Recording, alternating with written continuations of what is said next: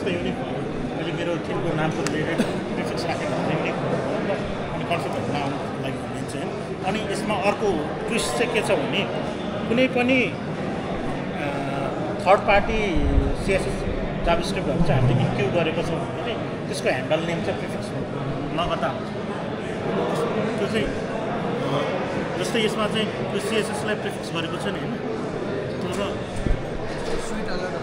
जस्तै तपाईँलाई boot स्ट्र्यापहरू use गरेको छ, स्लिकहरू युज गरेको छ भने त्यसलाई चाहिँ प्रिफिक्स नगर्दा हुन्छ।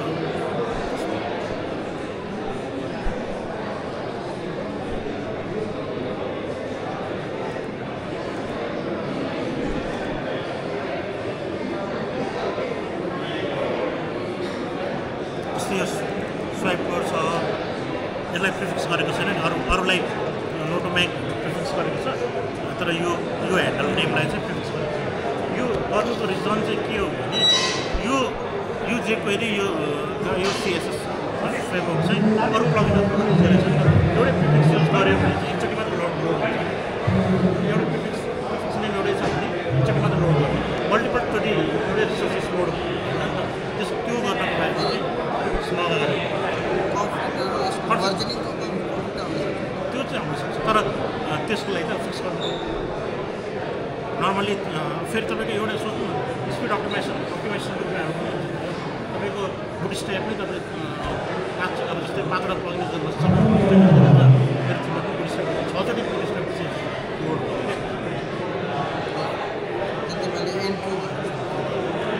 त्यसले गर्दा तपाईँको अब कति केबी साइजै बढ्यो स्पिड अप्टिमाइजेसन, त्यही भएर यो प्रिफिक्स चाहिँ नगर भन्छ यसमा। अनि फङ्सनालिटीको फिचर्सहरू छ कतिपय कुराहरू चाहिँ तपाईँको प्लगइनमा राख्ने फिचर्सहरू छ। वर्डप्रेसको त्यो चाहिँ कम्प्लिटली त्यसले चाहिँ त्यसको फङ्सनालिटीको कुराहरू चाहिँ ओभरराइड गर्नुपर्छ क्या वर्डप्रेसमा भएको। जस्तै प्लगइन कुनै कुराको ओभरराइड गर्नुपर्ने चाहिँ त्यो प्लगइनको टेरिटोरी पर्छ। जस्तै तपाईँले कस्टम पोस्ट टाइप बनाउनु पर्दैन,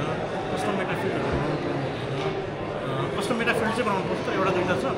अनि तपाईँको त्यस पछाडि गएर कस्टम पोस्ट टाइप बनाउनु पर्ने हुँदैन, थिम अप्सन्स युज गर्नु हुँदैन, कस्टमाइजरबाट गर्नु पऱ्यो। अनि कुनै कुराहरू चाहिँ वर्डप्रेसमा भएको डिफल्ट कुराहरूलाई तपाईँ ओभरराइड गर्नु पर्छ। वर्डप्रेसमा भएको डिफल्ट जस्तो बढाउनुको डिजाइन चेन्ज गर्नु हुँदैन, त्यसको फङ्सनालिटीलाई ओभरराइड गर्नु हुँदैन। तपाईँको थिम एक्टिभेट हुँदाखेरि मैले थिम अपलोड गरेँ अनि एक्टिभेट गरेँ, एक्टिभेट गरिसके पछाडि त्यसलाई कतै रिडाइरेक्ट गर्नु पाउनु हुँदैन। जे छ त्यो जे हुनुपर्ने हो त्यही तपाईँले थिम एक्टिभेट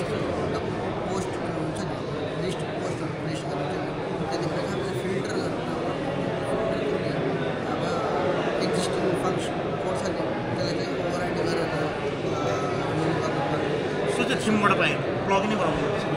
कि कुनै प्लगइन रिकमेन्ड गर्नु पऱ्यो जस्तै। तर तपाईँले यो वर्डप्रेस.org मा सबमिट गर्ने थिम मात्रै चाहिँ पाएन। तपाईँले फङ्सनालिटीको कुराहरू चाहिँ सबै प्लगइनको थ्रुबाट यसमा चाहिँ मेन थिम चाहिँ मेन भनेको फ्रन्ट इन्ड मान्छेलाई देखाउनको लागि डिजाइनको लागि त्यसको लागि चाहिँ। अनि यसमा डु नट युज भन्दाखेरि चाहिँ कस्टम पोस्टर पाएन, कस्टम ब्लक पाएन, कस्टम युजर रोलहरू पनि बनाउनु पाएन। त्यसो गरी कस्टम युजर कन्ट्याक्ट मेथड्सहरू, कस्टम एप्सहरू, सर्टकोट्सहरू पनि बनाउनु पाएन। सर्टकोट्सलाई इक्वल चाहिँ गर्नु पायो भन्नाले तपाईँले कन्ट्याक्ट फर्म 7 प्लगइनको रिकमेन्ड गर्नुभयो अनि फर्ममा चाहिँ कन्ट्याक्ट फर्म 7 इन्क्लुड गरेर कन्ट्याक्ट फर्म 7 को फर्म चाहिँ थिममा देखाउनु खोज्नुभयो भने त्यसलाई त्यो सर्टकोट चाहिँ गर्नु पाउनुभयो। तर सर्टकोट आफै बनाउनु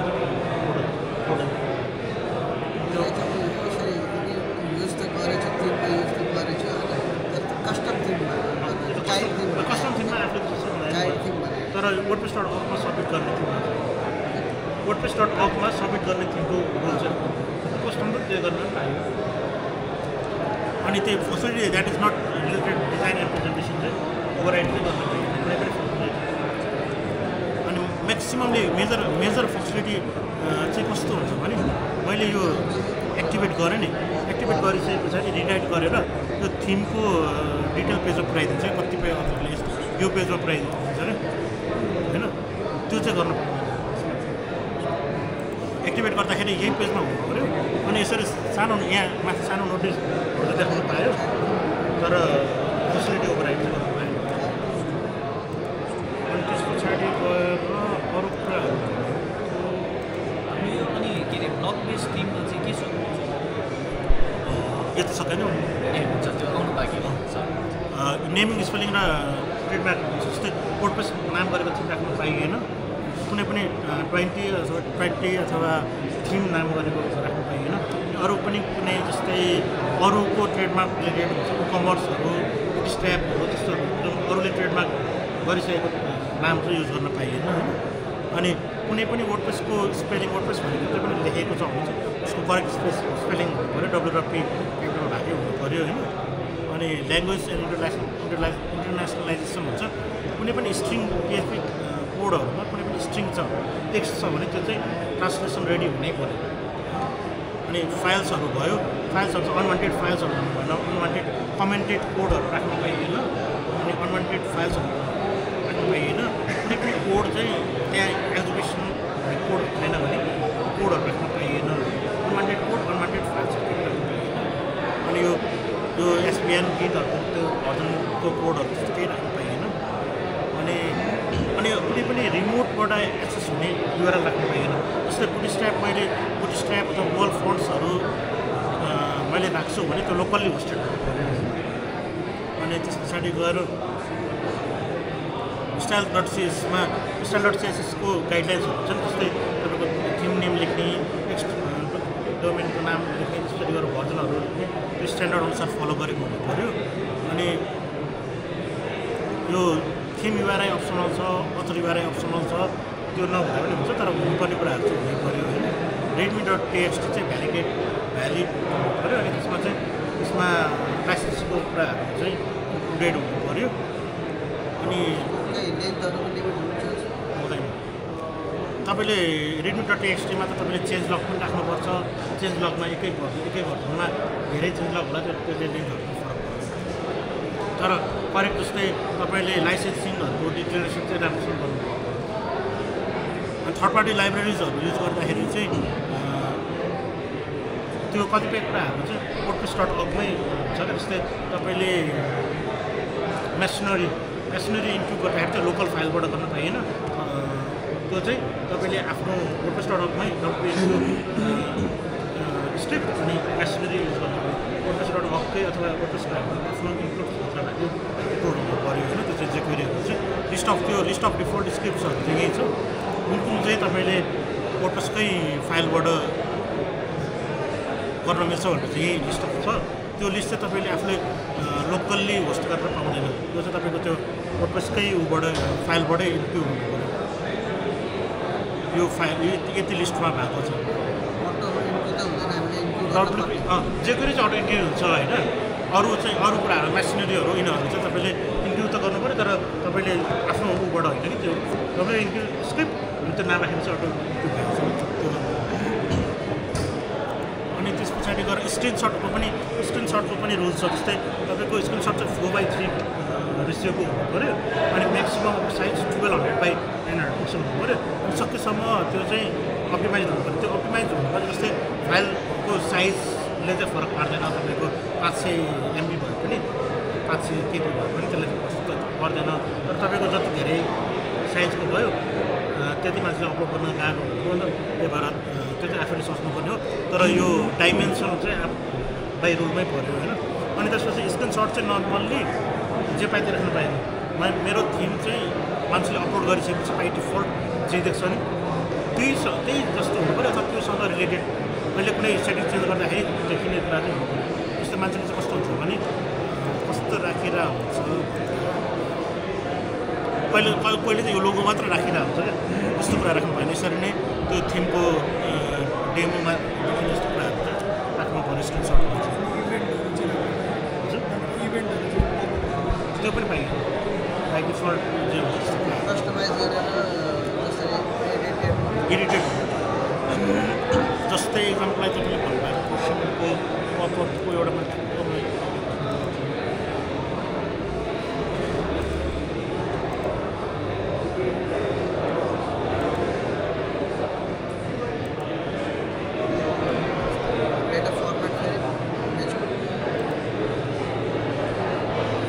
फर्मेट JPG इमेज रिलेटेड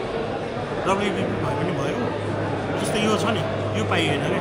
यसले मान्छेले यो यसो थाहा नि पाइएन ओभरले थप्न पाइँदैन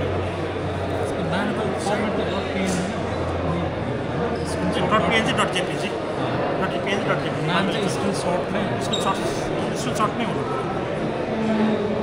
अरू इमेजहरू चाहिँ डब्लुपी फर्मेट अनि इमेज पनि पाइन्छ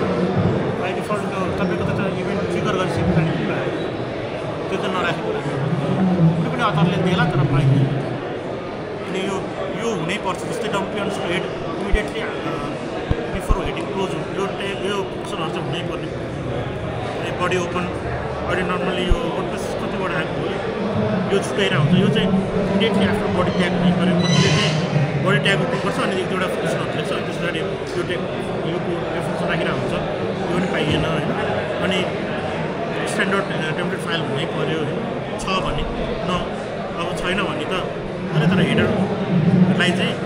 गेट अन्डरस्कोर हेडरबाट लोड गर्नै पऱ्यो हुँदाखेरि गेट अन्डरस्कोर फुटरबाट लोड गर्नु पऱ्यो यो चाहिँ साइड बारको गेट अन्डरस्कोर साइड बारबाट त्यो गेट टेम्प्लेट आर्ट्सबाट गर्नु पऱ्यो सर्च फर्मको गेट सर्च फर्मबाटै गर्नु पऱ्यो अनि ब्लक थिम्समा हुनुपर्ने कम्पलसरी कुराहरू चाहिँ style.css readme.txt र theme.json र index.html त्योभन्दा बाहेक कुरो चाहिँ index.html चाहिँ टेम्प्लेट फोल्डरमा भन्छ होइन अनि प्याटर्न्स पनि बनाएर राख्न पाइयो होइन टेम्प्लेट पार्ट्सहरू पनि बनाएर राख्न पायो टेम्प्लेट पनि बनाएर राख्न पायो अनि अब त्यसमा चाहिँ HTML फर्मेट हुन्छ नि होइन प्याटर्न्स चाहिँ .psd फर्मेटमा बनाउनु पर्छ होइन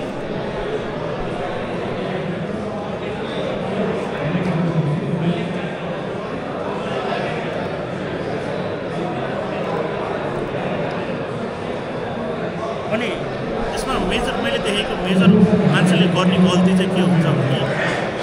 यसमा चाहिँ त्यो ब्लक थिम बनाउँदाखेरि ब्लक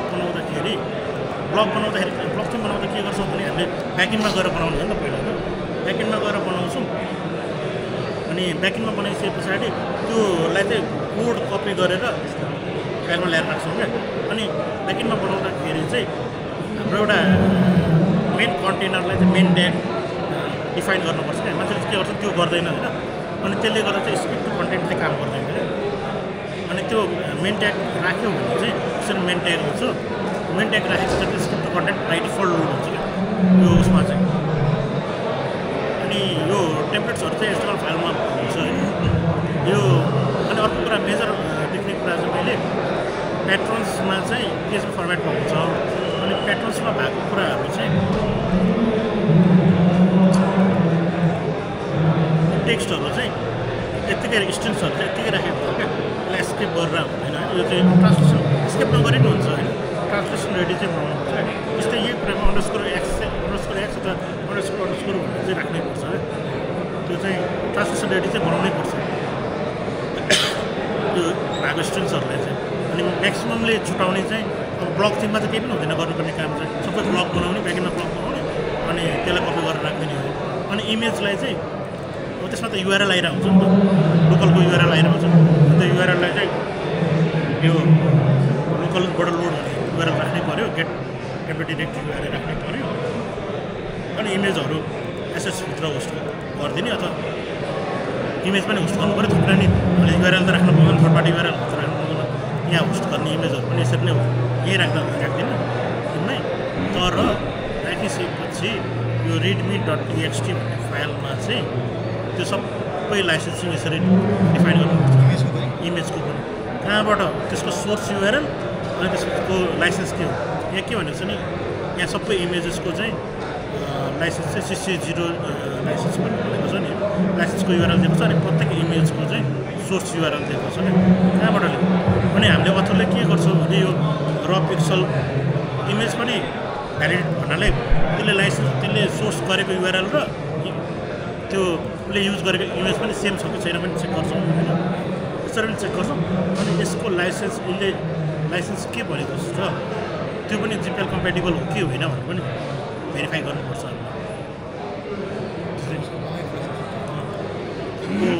रिभ्यू त लाग्छ टाइम लाग्छ तपाईँको अब सोच्नु सिम्पल 5-6वटा फाइल मात्रै छ भने छिटो भयो अब कुनै थिम त चाइल्ड थिम छिटो भयो होइन अनि ब्लक थिम अझ छिटो हुन्छ अब क्लासिक थिमहरू त तपाईँको धेरै फाइल हुन्छ नि अझ थिमहरूले त अब मल्टिपल थिम त्यो कस्टमाइजरमा अप्सन्सहरू दिएर हुन्छ मल्टिपल टेम्प्लेट पार्ट्सहरू बनाएर हुन्छ त्यो चाहिँ धेरै फाइलहरू हुन्छ नि प्रत्येक फाइलको गरेर चेक गर्नुपर्छ टाइम त लाग्छ जस्तो अब यो इच फाइलमा गएर मैले यसमा स्ट्रिङहरू ट्रान्सलेसन रेडी छ कि छैन अनि त्यो सबै हेर्नु पऱ्यो नि त इच फाइलमा गएर हेर्नु त टाइम लाग्छ अनि यसमा हाम्रो प्रिफिक्सको कुराहरू पनि एकचोटि जोडिदिउँ न हजुर प्रिफिक्सहरूको हुन्छ नि फङ्सनमा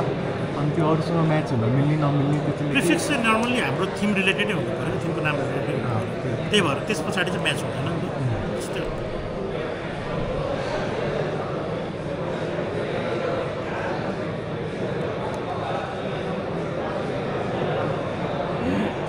मिनिमम 4 लेटरको हुनु पऱ्यो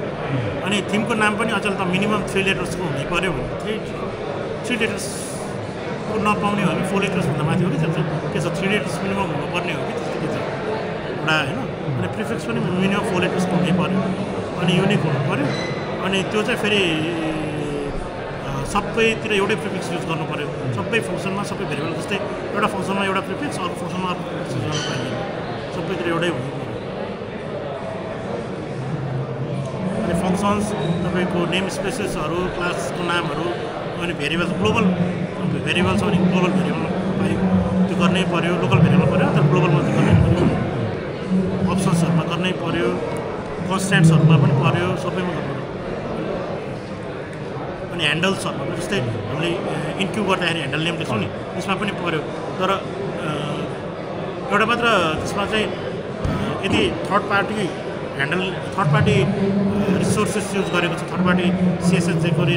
जाभास्क्रिप्टहरू युज गरेको छ भने चाहिँ त्यसको चाहिँ ह्यान्डल नेममा प्रिफिक्स गर्नु परेन अरूको चाहिँ पऱ्यो कस्टमहरू सबैको पऱ्यो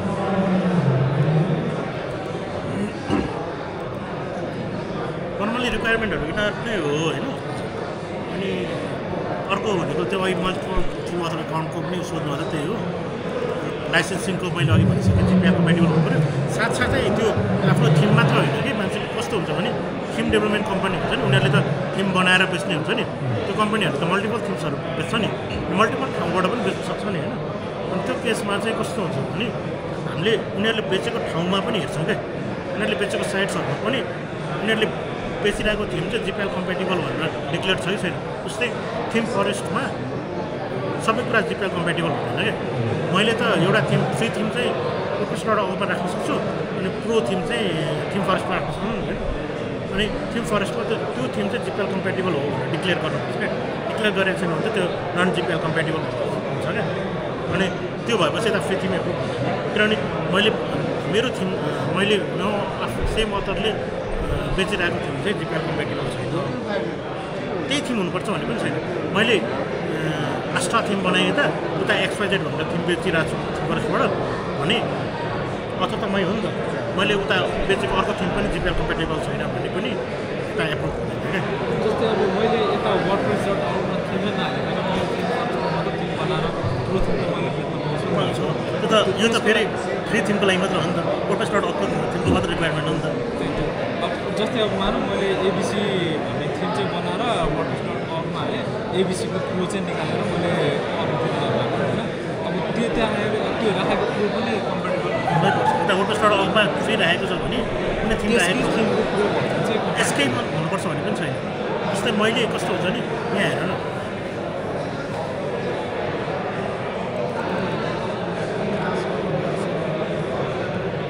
त्यस्तो आफ्नो मेरो साइटमा चाहिँ जस्तो मैले मेरो साइटमा तिमीले बनायो होइन तिमीले एक्सवाइजेड बनायो फरेस्टमा मात्र राख्यौ तिम्रो आफ्नो साइटमा राखेको छैनौ लिस्ट गरेको छैनौ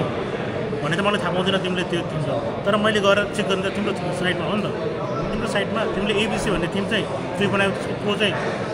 जिपिएल कम्पेटिबल भयो बनाएर राख्यौ होइन तर तिम्रो साइटमा मैले एक्सवाइजेड भन्ने थिम पनि बेच्छु भनेर लिस्ट गरेर त्यसलाई लिङ्क चाहिँ उता थिम फरेस्टमा राख्यौ भने थिम फरेस्टमा पनि चेक गरिन्छ क्या मेरो साइटमा भएको सब मैले मेरो साइटबाट डिक्लेयर गरेको जति सबै पनि रिसोर्सेसहरू छ नि युज गर्ने मैले गर्ने सबै जिपिएल कम्पेटिबल हुनैपर्छ त्यसमा if you have Thinkoris account and you are selling themes on it, all those themes need to state on their sales page that they are 100% GPL compatible. सबै थिम नै GPL compatible हुनुपर्छ। Well, Thinkoris product बेचिरहेको छ। त्यो author पाइयो different author भएपछि त अथरै different भयो नि त जस्तै अब मैले फ्रीको टेम्प्लेटहरू लिएर होइन त्यसलाई अब सबै थिमको लागि रेडी गर्दैछु भने त्यो अपलोड गर्न पाइन्छ कि पाइँदैन कस्तो हुन्छ भने कतिसम्मको युज गर्ने भन्ने कुरा हो अर्काको 100% युज गर्यो भने पाइँदैन नर्मल्ली अर्काको should be distinct should be unique भन्छ होइन अनि अब जिपिएलकोले चाहिँ के भन्छ भने अर्काको रियुज पनि गर्न पाइयो हुन्छ तर यति कुराहरू आउँछ अनि यहाँ रुल चाहिँ के छ भने थिम्समा चाहिँ should be distinct should be unique हुन्छ क्या यदि अर्काको कोड